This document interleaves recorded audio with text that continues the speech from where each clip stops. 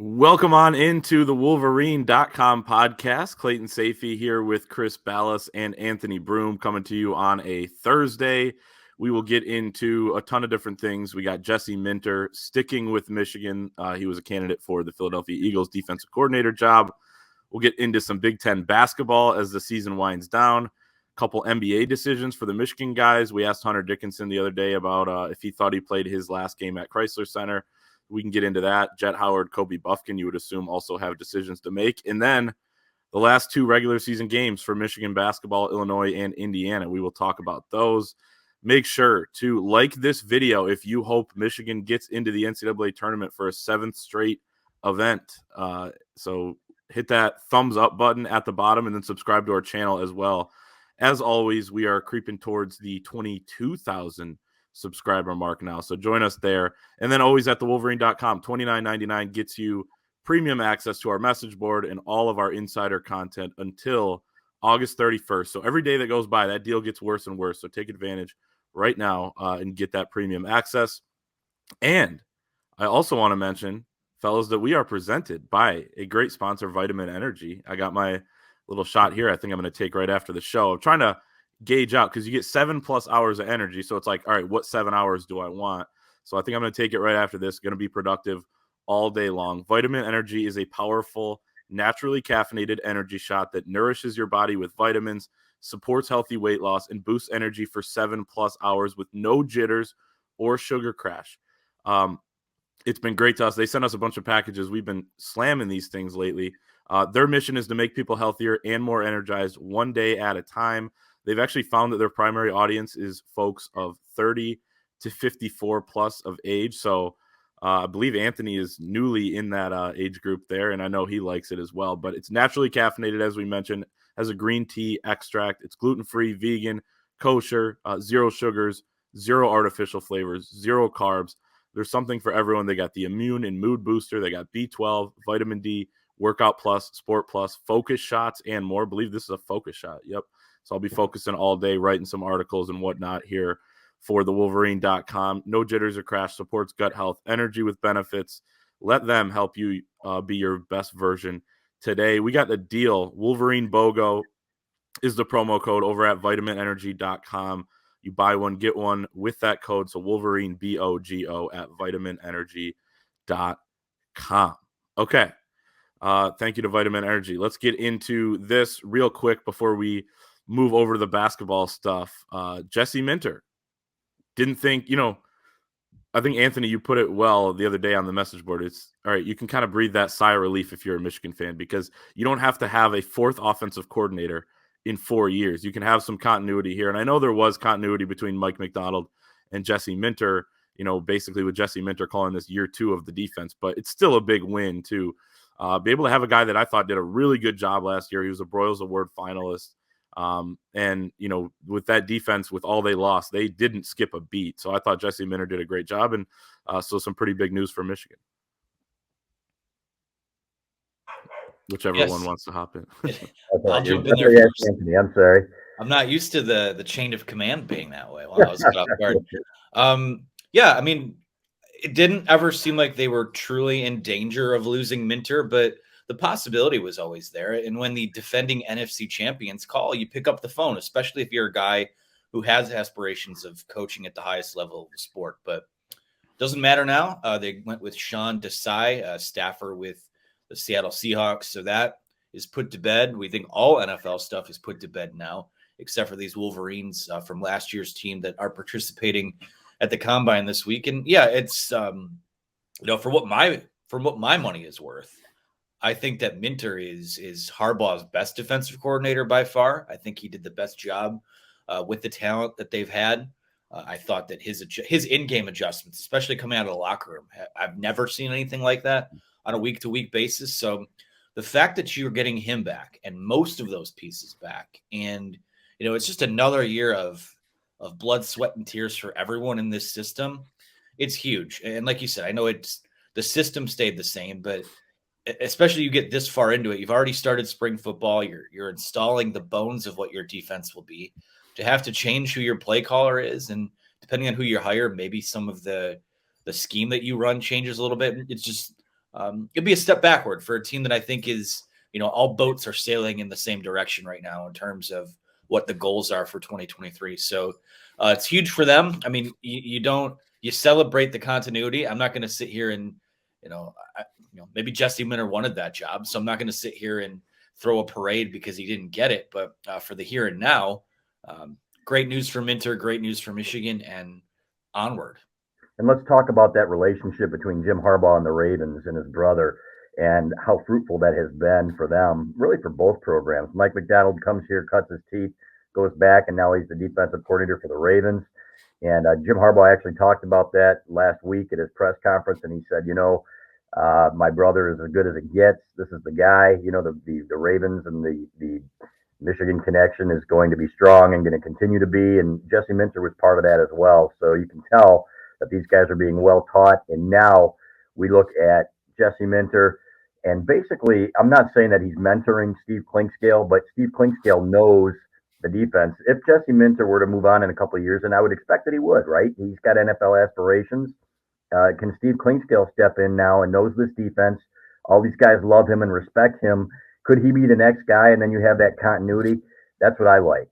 So I think it's good for him to interview, and I think in the future it will help him. I do think if he has another great year, and I expect him to, guys, I expect this defense to be really good. And speaking to some people close to it, they think this defensive line is going to be even better than last year.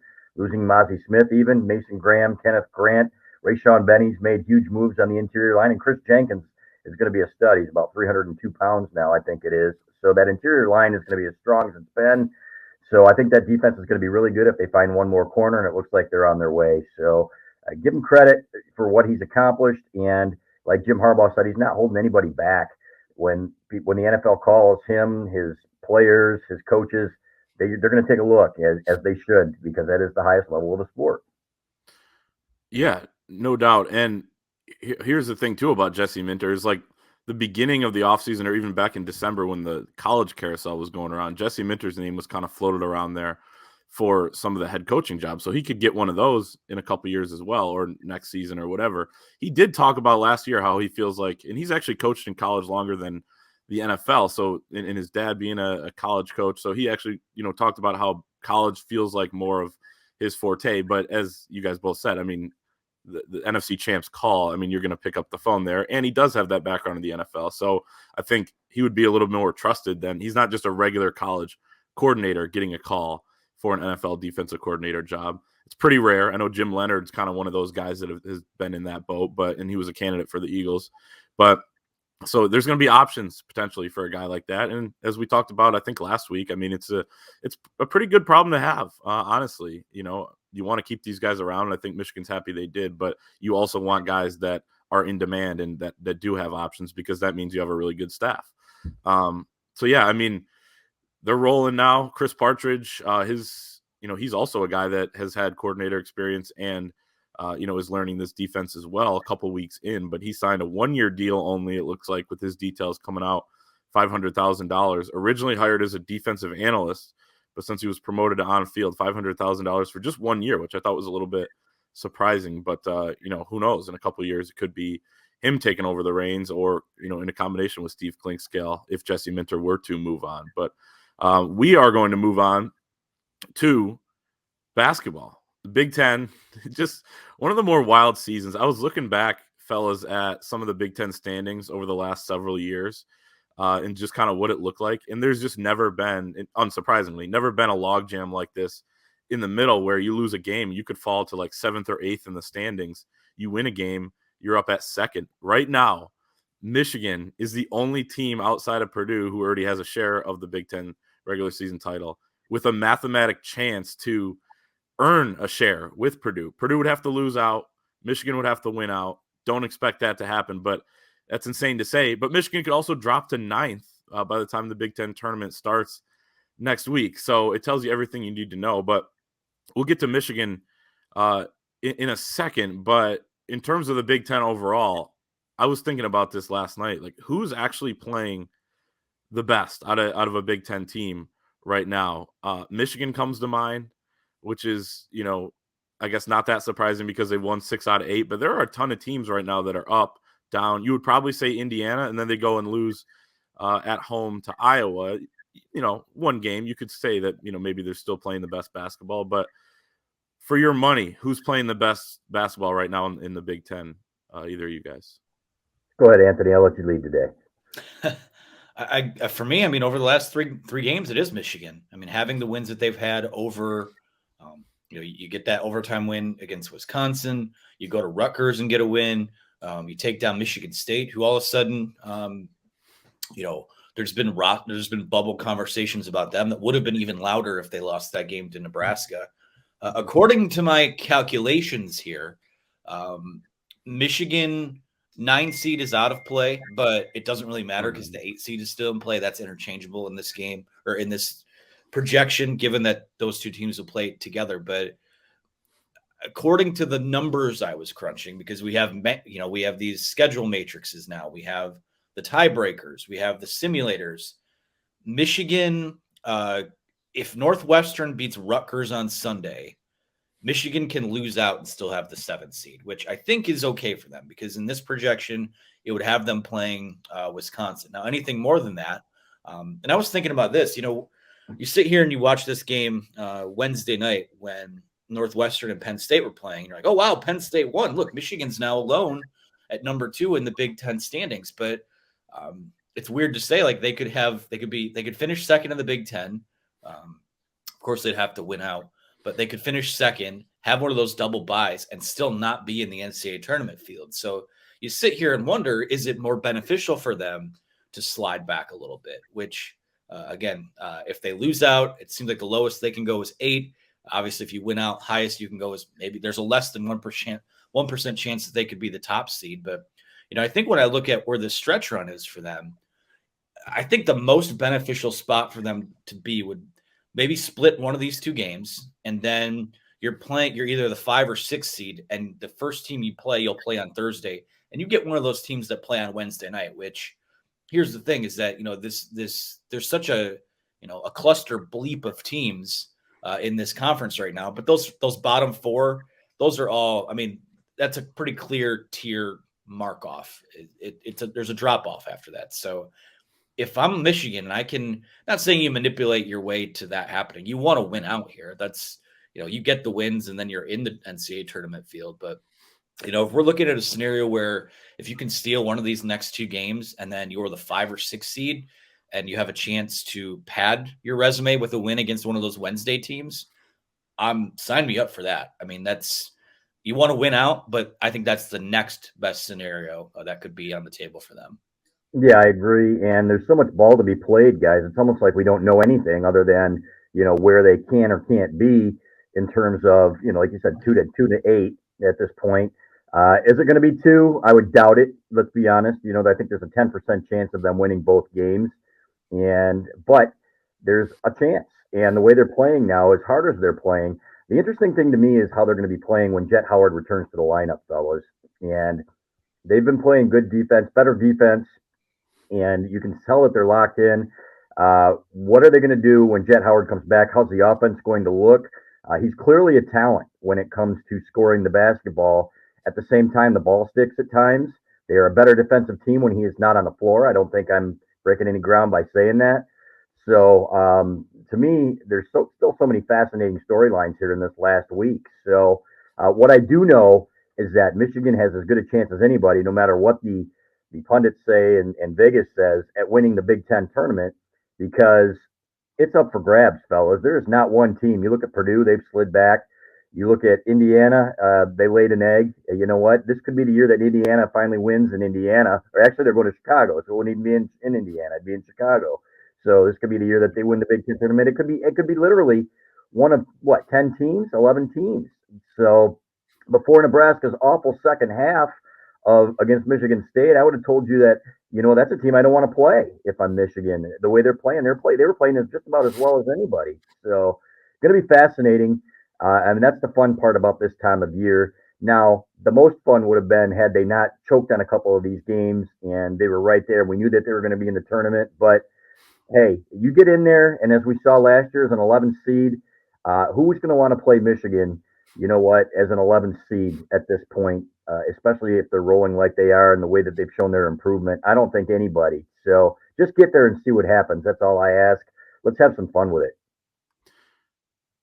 You bring up a great point. It's what we said last year is like Colorado State draws you as a 6 seed and you're the 11 and you're like, wait a minute. They have the best player on the floor, one of the best players in the country. And, they have talent around them, like young guys like Caleb Houston, who hit some big threes against Colorado State and things like that. If those guys play well, which isn't always a given with young players, but if they do, the upside there is they're going to beat anyone in the country potentially. And they did that against Tennessee the next game. So it's a dangerous team, for sure. And, that's why I think, I was talking to Brad Sturdy, who covers Illinois for IlliniGuys.com, and I asked him for a score prediction for this game. And he said he took it Illinois close, but he said Michigan's playing better right now. Illinois has been up and down. They just lost to Ohio State, which, by the way, for a 13th best team in a league, Ohio State's not bad, guys. But, so it's not the worst loss ever, but they did lose by 12. So Michigan is playing as good as anybody right now. We'll see when it really comes, time for the Big Ten tournament. Can they put together some wins in a row here? And this week will be telling as well. Like, can you go get a win on the road at either one of these hostile environments, Illinois or Indiana, when you need to? We'll talk a little bit more about that in a second. A couple other Big Ten things. I was thinking about this. It's still Zach. Like, I know Purdue's backing in, right? But it's still, for me, Zach Edey is player of the year and Matt Painter is coach of the year. Am I wrong that even though that's happening? And maybe also this, like, I was thinking about who's going to be coach of the year. It's like, it's Matt Painter. They were not expected to be this. I know they established themselves as this early on in the season, but they've still done a great job with freshman guards. Would you guys peg both of those guys as coach of the year and player of the year in the league? Both of those make sense to me. If Northwestern hadn't just dropped 3 games in a row, I think Chris Collins would have had an argument for that. But for sure. I have no issues with that. Matt Painter has. They don't have down years. It seems like there's been a couple of those teams in the last few years are like, oh, well, this is finally where Purdue has to pay the piper. All these guys are moving on, and they just find a way to reload. And they keep going to Skull Island to get these giant 7'5", 7'6" centers. And I guess they have one now that will come after Edey. So yeah, it's hard for me to argue that, though.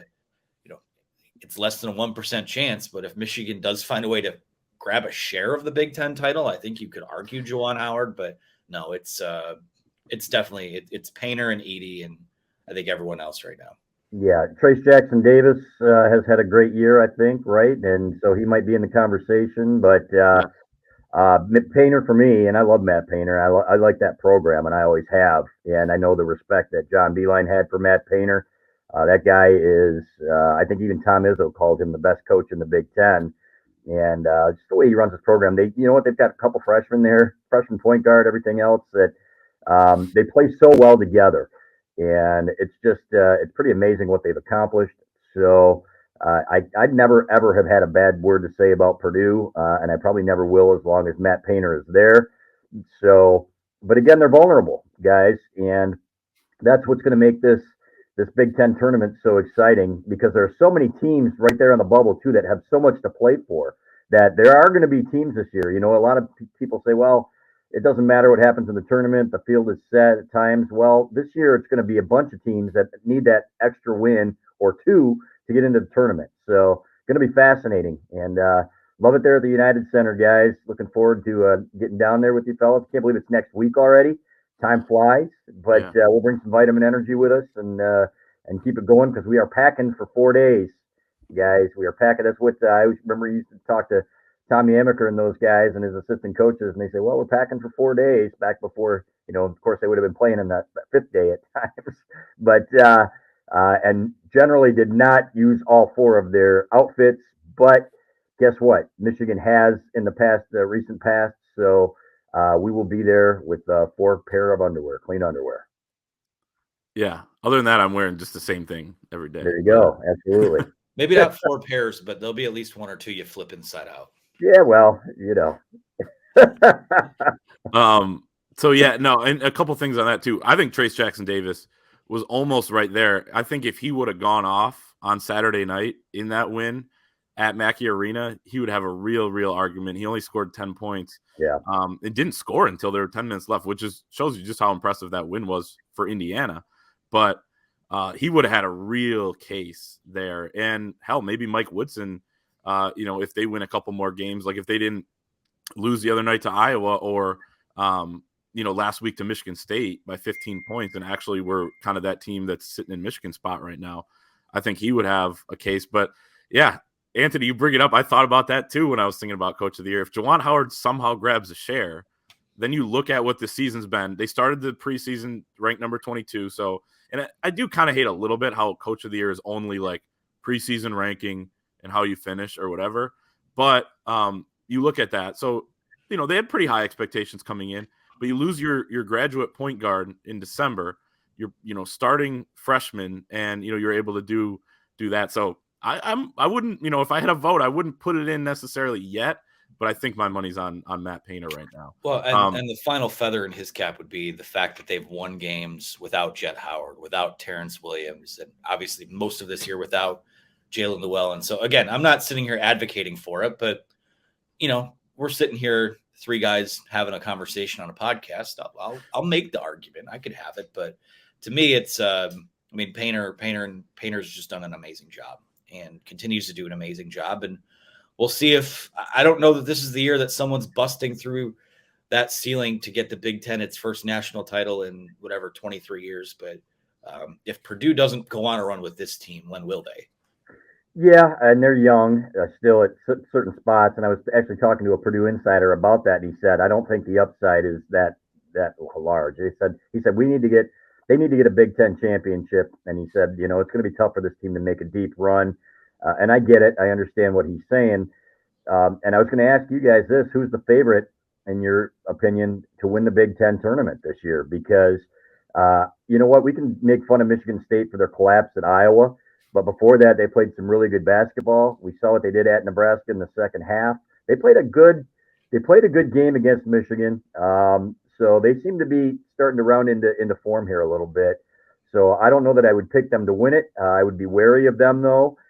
Indiana, again, like I said, even though they did not come to play guys against Iowa. What an embarrassment. So, which makes you wonder, on senior day, are they going to come back and try to atone for it? I think that's going to make it tougher on Michigan. So I don't know who to pick, guys, to win this Big Ten tournament. Like I said, it could be literally one of 10 teams here. And who would you go with?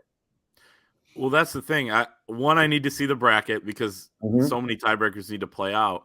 But I was going to mention Michigan State, too, as a team that's actually sneaky, like playing some of the best basketball in the Big Ten. If you look at what they did before the collapse at Iowa, the second half at Nebraska. I mean, I know they didn't play well in the first half, but beating Indiana by 15 last week at home, granted, and Indiana's a different team on the road, like every team in the Big Ten this year. But Michigan State, they got the veteran guards you want. I mean, I don't love their, the rest of what they have. They're not very deep, but I mean, every team right now is super flawed. So I could say them. I agree with you. I think Michigan has as good of a chance as anybody. I think Iowa, if they get hot, I mean, who knows? We saw it last year. I know that was a better Iowa team, still flopped in the NCAA tournament. But, I mean, I could list off a number of teams. Penn State, I mean, if Penn State doesn't blow that game on Sunday against Rutgers, they're on a 5-game win streak right now. So I don't know. Anthony, what do you got on that? Listen, I mean, I can't even pretend to have an inkling of knowing where this is going, given the seating and things like that. But I will say this. There is a team and a player that no one wants to see right now. Clayton, you already know where I'm going with this. I don't think anyone wants to run into Keisei Tominaga and the Nebraska Cornhuskers. I'm not arguing that they can win it.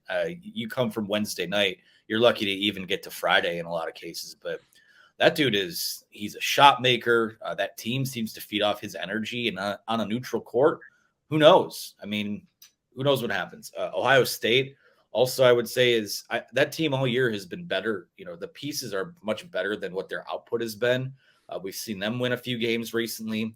They could be they could give a team some issues, which is why, again, to play devil's advocate to my Michigan argument from earlier, maybe the 5 or 6 seed isn't the answer either, because one of those teams is starting to figure it out too. But yeah,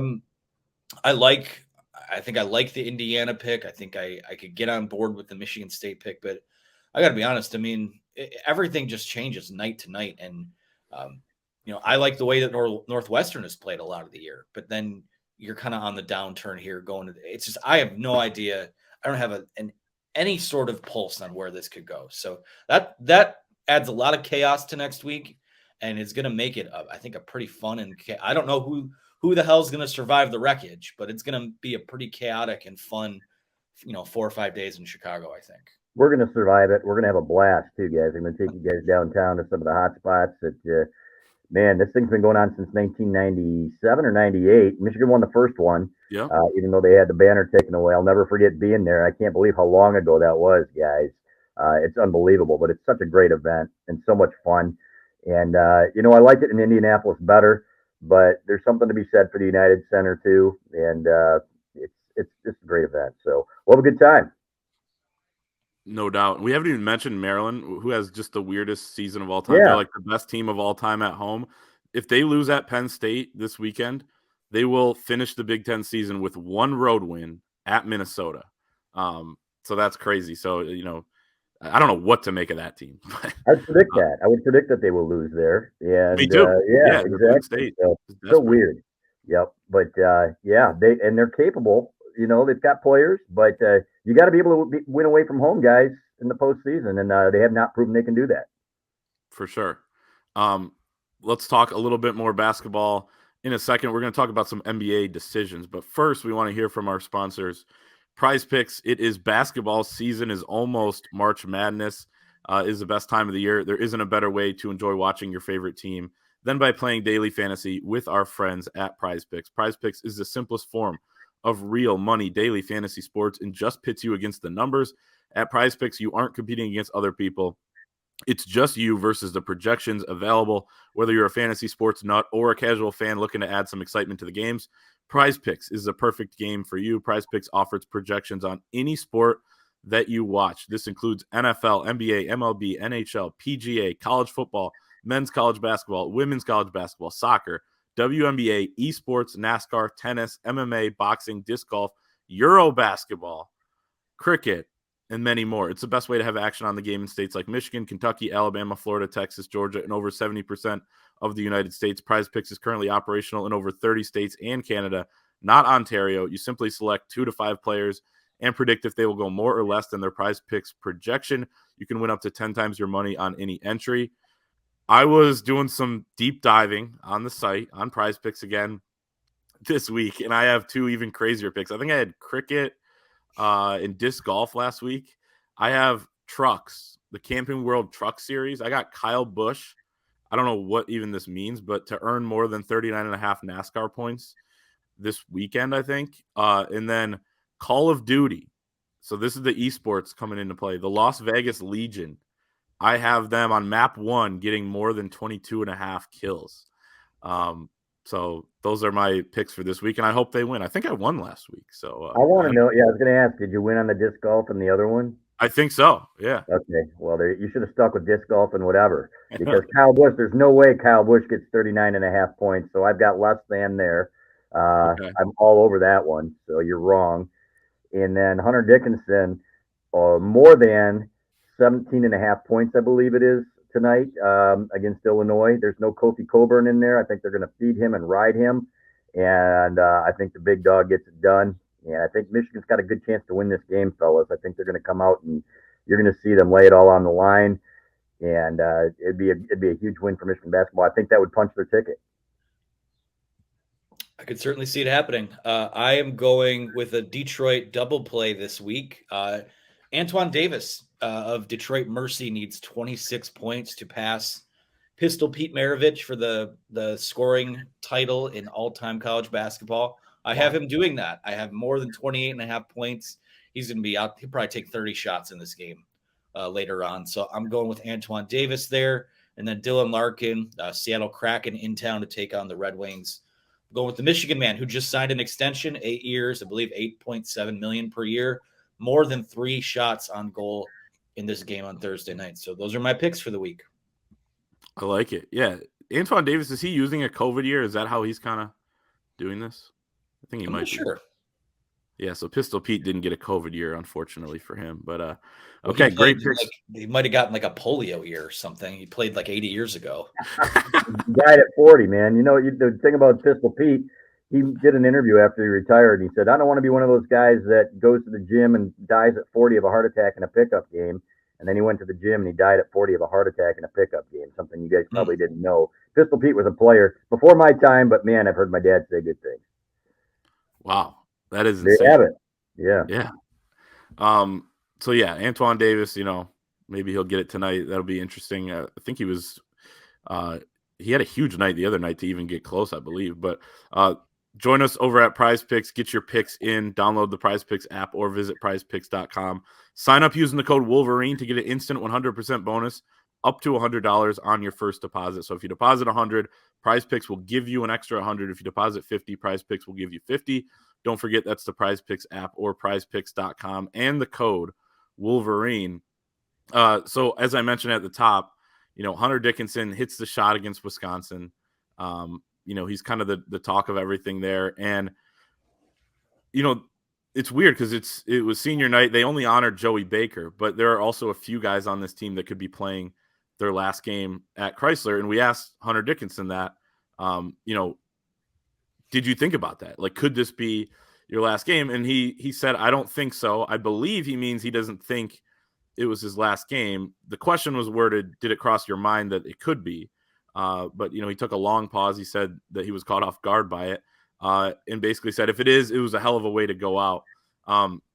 Let's start with Hunter. I guess have we seen the end of Hunter Dickinson's career at Crisler? And that's assuming they don't play there at the NIT. I know you get the jokes from like the Sparties or whatnot, like, oh, well, he's going to be there in 2 weeks anyway for an NIT game. But in terms of regular season, I guess, is that Hunter Dickinson's last hurrah at Crisler Center for a regular season game?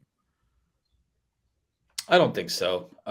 It just, to me, it all points to, I track the NBA draft stuff, and he's not on the radar there. I mean, I guess is there a scenario where he could say, I feel like, I've accomplished all I can here, and he say enters the transfer portal? I don't see that. Like, that's a pie in the sky thing. I think he likes where he's at Michigan. I think that playing for Juwan Howard, because he's such kind of like a cartoon villain at times, I think that his relationship with Juwan Howard is the way he leads this team, I think is overlooked because of how forward facing he is in terms of acting like a pro wrestler at times. But I just feel like the vibe, the body language, just nothing about this year to me has really felt like last year kind of had the undertones of maybe it being the last ride, but this year the body language has just kind of been that of a relaxed guy that is pretty comfortable with where he's at and what his role is. So no, I don't think that was his last game, his last regular season game at Crisler Center. They still could host the NIT there. I guess it's possible, but no, I think that he'll be back next year and be a focal point of a team that finally should have some pretty good pieces returning, even if a couple guys leave. Yeah, we hope. You got to get a couple of those guys back. It was a great question by an astute young reporter, by the way, as somebody brought it up on our message board, and our Clayton Sayfie is the one that asked it.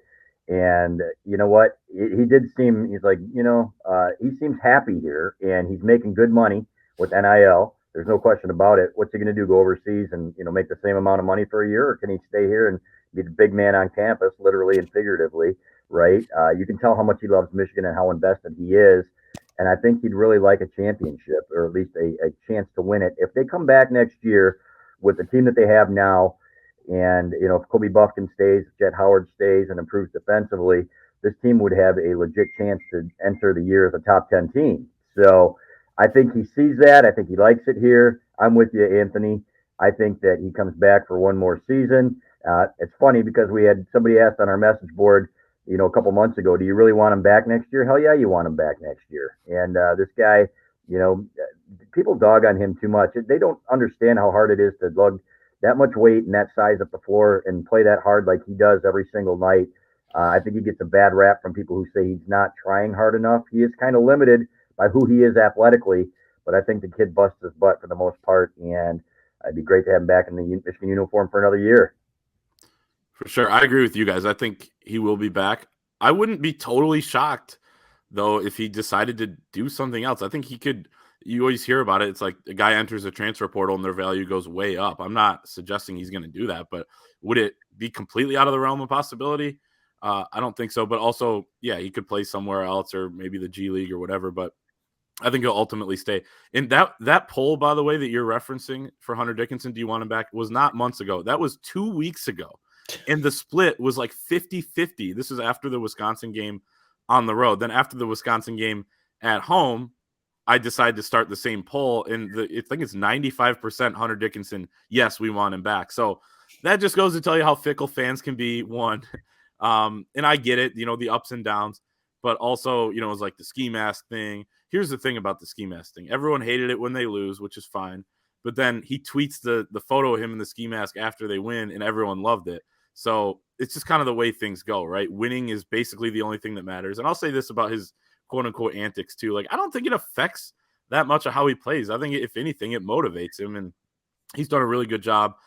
He is, the double teams he's drawing, it's kind of like a nose guard almost, like Mozzie Smith. It's like, where's the production? Hunter is very productive, and so was Mozzie last year. But it's like, at times, you got to just realize the attention he's taking up also helps his teammates out. To lose that, I think, would be pretty big. It's not a small thing to say, oh, yeah, I want Hunter Dickinson to move on after this season. But I wanted to talk about him separately because I think the other two guys are kind of in a different bucket because you have Jet Howard, who's a projected lottery pick, and then Kobe Bufkin, who is starting to pop up on mock drafts, is kind of late first round. I would put these guys in the category of they're probably going to be at the NBA Combine this summer because you can still come back afterwards. We've seen tons of guys do that, especially lately since they've changed the rules. Go see what you can do there. Jet clearly has the higher chance of leaving, I would say. My odds are probably individually, Jet's more like a 50-50. Kobe's maybe closer to coming back, higher percentage. But the odds are I think you lose probably one of them, and I guess it would probably be Jet in that case. What do you expect out of these two? And I know there's still time to go, and I know Jet Howard, he's got to come back and play well, right, for his stock to stay where it is, things like that. And Kobe Bufkin, we'll see what he does down the stretch and how he would test and everything at the Combine. But, in terms of those two guys, what are your thoughts? Yeah, for me, the gut says Jet leaves, but Kobe stays. You look at, I feel like every time I turn on SportsCenter every morning, there's 2 or 3 guys in the NBA that go off for 40 points. And you see games that are being played in the 130s and 140s. The NBA goes through these cycles where, they're always in love with athleticism. But right now, shot making is the name of the game. And Jet Howard, when he's on, can hit from anywhere on the floor. And I think that even with some of his limitations, he's a guy that I think the NBA still has a lot of interest in. And I think a lot of them still expect him to wind up in this draft class. For Kobe, I think it's, if he goes on a tear he's been on a tear, but you talk about the, hitting the jump shots and pulling up and sinking threes consistently. I don't think anyone questions the athletic profile. He's a little bit, just slightly maybe undersized for the modern NBA game, but I think for him, you look at the next year, they already have next year mock drafts, which is insane because some of those kids that are in it are still in, seniors in high school. But there are people that think that if he stays and kind of continues to hone his craft, he's a lottery pick next year. So I guess it just becomes a matter of, do you want to go now or do you want to go next year where you can be someone who's in that maybe top 10, top 12 conversation? So for me, I think my read on it would be that Hunter Dickinson stays, Kobe Bufkin stays, Jet Howard goes, but I wouldn't be surprised if all 3 came back. Wouldn't be surprised if 2 of the 3 left. That's kind of just where my brain has been at right now. Yeah, nothing would surprise anymore. Last year it was Caleb Houston was only going to go if he was a top 20 pick guaranteed. Well, they found some agent to tell him that he was a top 20 pick, and guess what? He wasn't, but he went anyway. So you don't know what to expect. I would say I don't think Jet Howard's ready. I think he has a lot to prove on both ends of the floor. I think he's a good shooter, and there are some things that he can do. With Kobe Bufkin, I'm going to be very interested to see how teams play him down the stretch. And I wrote this in game observations immediately after Wisconsin. I was stunned because Wisconsin's a pretty well-coached team defensively that they didn't take his left hand away. And that's exactly what Greg Gard said in his post game. He said, we let him get much too comfortable going left.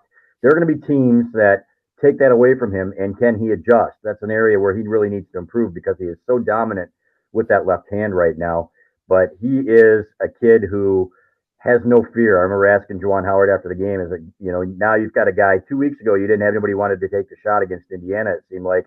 Now you got a guy in Kobe Bufkin, and Juwan said, oh, we got a lot of those guys. Well, no, you really don't. You got a guy now in Kobe Bufkin, though, that is kind of relishing that opportunity, and I think he's only going to continue to improve. But I think it would serve him well to stay another year and be that lottery pick and really be that guy, especially if Jet Howard leaves. Then it's really Kobe Bufkin's show, right? With Hunter Dickinson, obviously, but Doug McDaniel's going to be the guy to run the show, but Kobe Bufkin is the guy where you're saying, okay, this is a next level talent here. We've got a lottery pick. Let's really build some things around him. No doubt. I think they'd be a good team with those two kind of leading it, Doug taking a step, and maybe somebody out of the transfer portal. And, Jalen Llewellyn, as we talked about last week, you would think indication there is that he's probably going to return if they have a spot for him. So that could be a pretty good team next year. But yeah, for sure. We're going to leave it right there. By the way, Kobe Bufkin, 72% at the rim this year. That leads all Big Ten players, including Zach Edey, all these big guys. Hunter Dickinson's down there at 68%, all the way down at number 6. But he's been incredible. Yeah, and you're right. I think sometimes it's easier said than done to take him away from his left, too, because he's so good at somehow getting down there to the left side. But, man, the jump he's taken, I did an article earlier this week about the jumps, the sophomore leaps that we've seen Michigan players take. And there's been a lot of them over the last 15 years. Karis LeVert comes to mind, Nick Stauskas, guys like that. Darius Morris goes from, I think, 3 points a game to like 13 or 14 or whatever it was. And he's one of them. He had the third most points per game jump. It's not the only metric that you look at, but it's been impressive what Kobe Bufkin has done for sure. And we'll see what those guys do. That's going to be our show for this week. Enjoy the game tonight. If you're listening before the Illinois game, we will see what happens in Champaign, and then Sunday against Indiana. And then when we come to you next week, we are going to be talking about a Big Ten tournament bracket. So we'll break that down on Monday night. Thanks to our sponsors, Vitamin Energy and PrizePicks. Make sure to join us at thewolverine.com. $29.99 gets you premium access all the way until August 31st. Takes you into the football season. Like the video, subscribe to the channel if you're watching on YouTube. We appreciate you, and we will see you next time. Thank you so much for watching. For more videos from the Wolverine, whether it be football, basketball, recruiting, live shows, and more, be sure to like and subscribe to our channel for the latest.